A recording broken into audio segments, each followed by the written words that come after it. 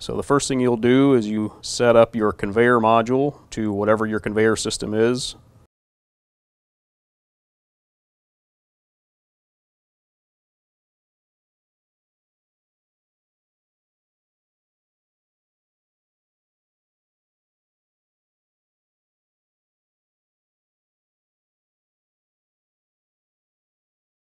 Then you'll connect the robot base to the conveyor module.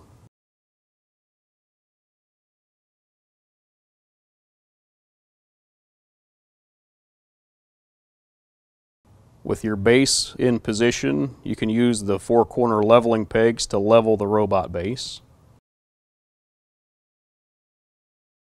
With the robot base in position, now you can deploy the 2 area scanner outrigger arms.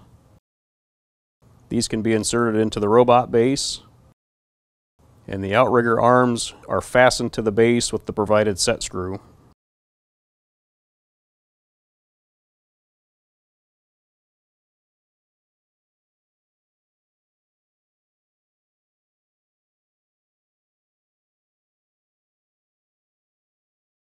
The next step will be to connect the area scanner cables on the outrigger arms. It's a simple, quick connection. Just ensure that the cable connection key lines up with the connector.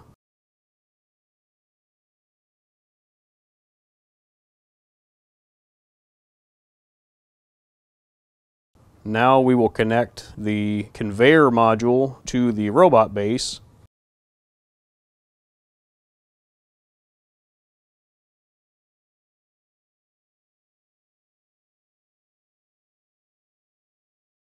So there are 3 connections to make here. There is the main conveyor motor power cable. Then we'll connect the I/O block signal cable. And lastly, we'll connect the Ethernet cable to the I/O block. All 3 of these connectors are keyed, so pay attention to align the keys when you make the connections.